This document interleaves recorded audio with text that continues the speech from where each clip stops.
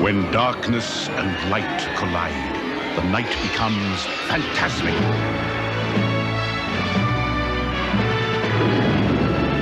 Phantasmic, every night at Disneyland.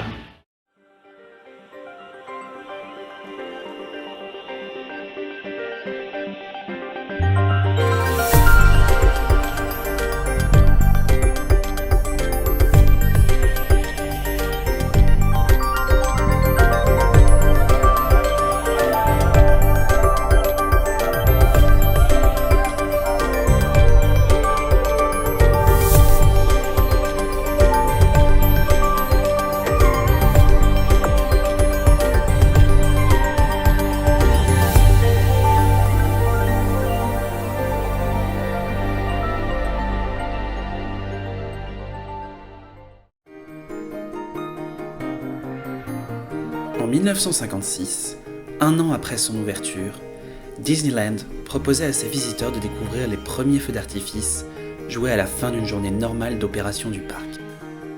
Fantasy in the Sky, ainsi que ce spectacle était appelé, allait très vite devenir populaire auprès des visiteurs du parc, qui, dès lors, ne cessa de développer son offre de divertissement nocturne. Ces spectacles, nombreux, constituent une tradition qui continue de se perpétuer de nos jours. Des noms tels que Fantasmic, World of Color, Disney Dreams ou Happily Ever After vous seront probablement familiers. Ces spectacles ont en commun le fait de mettre en valeur les propriétés intellectuelles Disney et de proposer un voyage féerique à travers ces dernières à leurs spectateurs. Si ce postulat est tout à fait respectable et a donné lieu à la création de superbes propositions de divertissement nocturne, ce n'est pas à ces derniers que nous allons nous intéresser aujourd'hui. Il était un temps, somme toute pas si lointain, où Disney proposait à ses visiteurs des shows hors des sentiers battus, puisant dans l'identité du parc qui les abritait.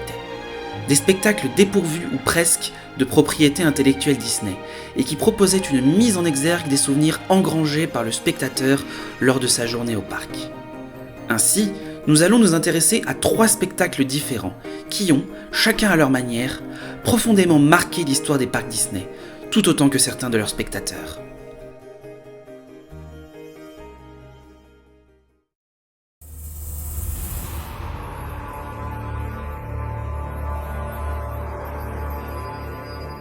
Quatrième parc de Walt Disney World, Disney's Animal Kingdom ouvre ses portes en 1998.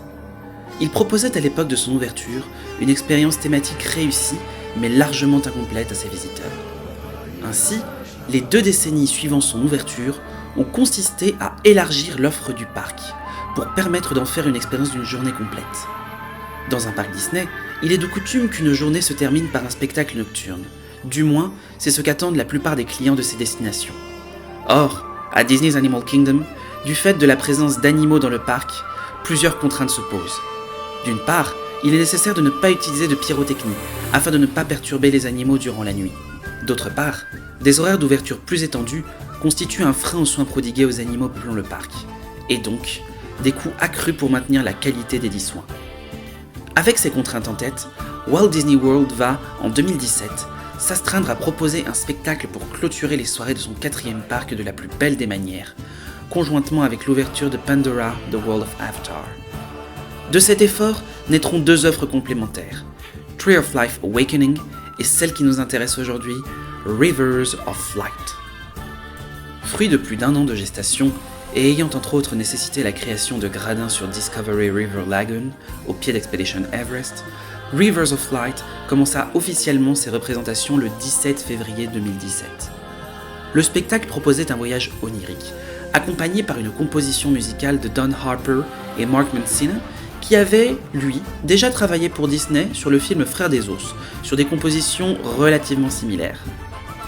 Rivers of Flight s'ouvre donc sur l'arrivée de 2 embarcations, à bord desquelles se trouvent respectivement Aditya ainsi que Ketu, chaman du feu, et Azima ainsi que Embo, représentant l'eau. Via la musique, des jeux d'ombre, des danses ainsi que divers effets spéciaux, ces personnages seront, accompagnés d'une narration extradiégétique préenregistrée, les contours tout autant que les protagonistes de notre aventure. Ils appelleront tour à tour différents animaux, représentés sous la forme de gigantesques lanternes flottantes.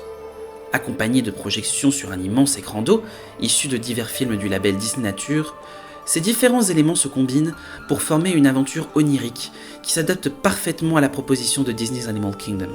Le thème du parc n'est en effet pas seulement celui des animaux, comme on pourrait le croire de prime abord, mais bien, avant tout, la relation que les êtres humains entretiennent avec la faune. Il est donc tout naturel pour Rivers of Light de proposer des personnages humains et des représentations issues de cultures humaines, pour dépeindre la relation que nous entretenons avec la nature qui nous entoure. Malgré les qualités que nous avons évoquées, le spectacle, notamment du fait d'un développement difficile et d'une réception moyenne par le public, connaîtra de multiples coupes, que ce soit dans sa durée ou sur son budget. Il sera remplacé dès 2019 par un nouveau spectacle reprenant son nom et ses infrastructures, Rivers of Light, We Are One, centré sur le film Le Roi Lion de 2019 et consistant plus en une publicité pour ce dernier qu'en un digne successeur de Rivers of Light.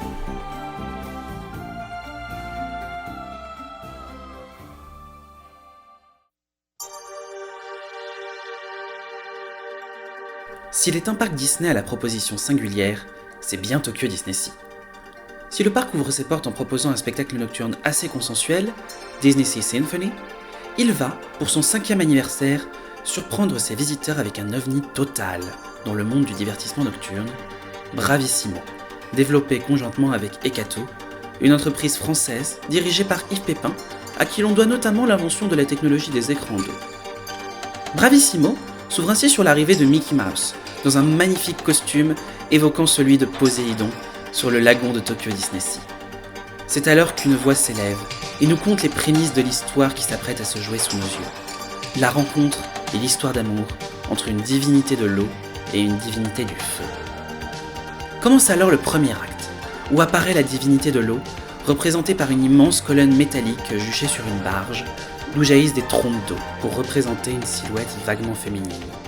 Des chœurs féminins accompagnent le ballet de cette étrange créature sur le lagon de Tokyo DisneySea, créant une atmosphère légère et poétique.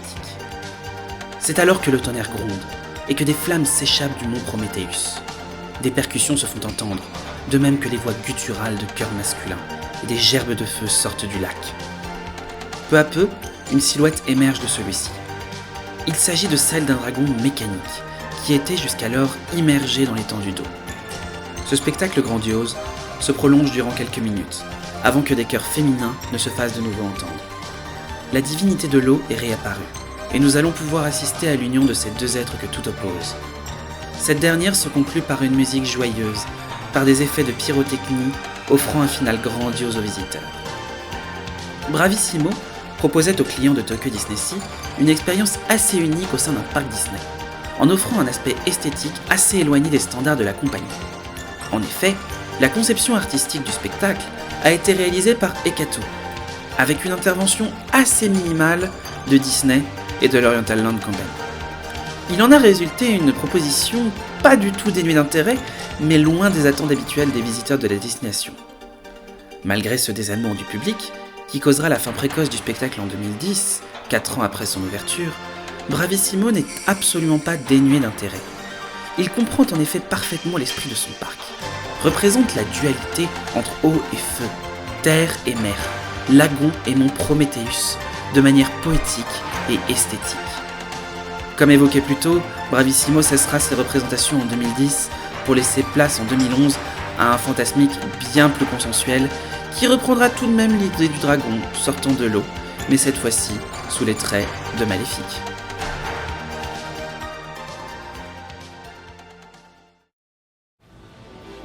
Dès sa première année d'ouverture, en 1982, Epcot Center avait pris l'habitude de proposer des spectacles mêlant feux d'artifice, projections, lasers et fontaines sur World Showcase Lagoon. La technique se perfectionna et en 1988 apparut le premier spectacle de la série Illuminations. Les itérations de celui-ci se succédèrent jusqu'au 1er octobre 1999. À cette époque, Disney lançait la célébration de l'année du millénaire, qui allait avoir un profond impact sur Epcot pour les décennies à venir. L'une des nouveautés principales, et le sujet qui nous intéresse aujourd'hui, était le nouveau divertissement nocturne proposé pour l'occasion, Illuminations Reflections of Earth. Peu avant le spectacle, résonnait sur World Showcase Lagoon une atmosphère musicale envoûtante, accompagnée par d'immenses torches qui s'allumaient peu à peu tout autour du lagon. Une voix s'élevait alors pour entamer l'introduction du spectacle. À la fin de celle-ci, les flammes des immenses torches, telles de simples bougies, étaient soufflées et s'éteignaient, et commençait alors un spectacle inoubliable se jouant en 3 actes. Le premier, le plus épique d'entre eux, nous raconte la naissance de la Terre, dans le feu, la lave et le tumulte. La pyrotechnie, les jeux de flammes et de lumière, ainsi que la musique grandiloquente, se combinent pour offrir aux spectateurs une entrée en matière des plus impressionnantes. Puis, après le tumulte, vient le calme, avec l'apparition de l'élément unique de ce spectacle, d'une grande modernité pour son époque, un immense globe terrestre flottant sur World Showcase Lagoon, dont les continents, recouverts d'écrans LED, illuminent la zone tout entière. Le but de cet acte est de célébrer l'arrivée de la vie sur Terre et d'offrir aux spectateurs un moment de répit et de calme avant l'arrivée du 3e acte qui, lui, célèbre l'humanité dans ses accomplissements et sa diversité. La musique prend alors un ton plus entraînant et joyeux et s'affiche sur le globe des images de personnalités marquantes de l'histoire de l'humanité, parmi lesquelles se trouve Walt Disney lui-même.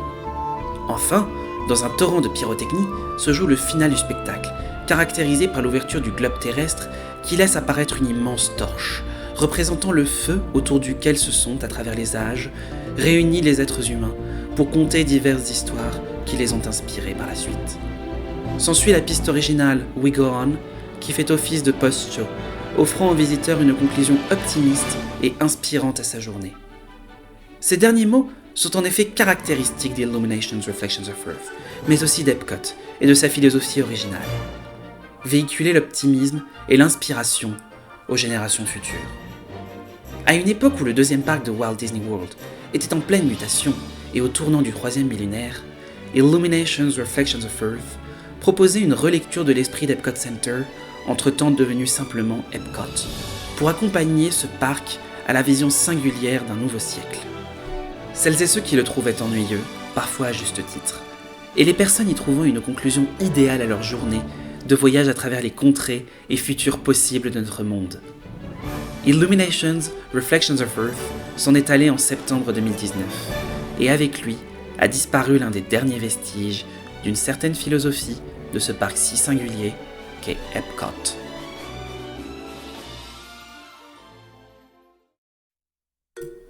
Nous avons aujourd'hui abordé le cas de 3 spectacles marquants, clivants et surtout éteints.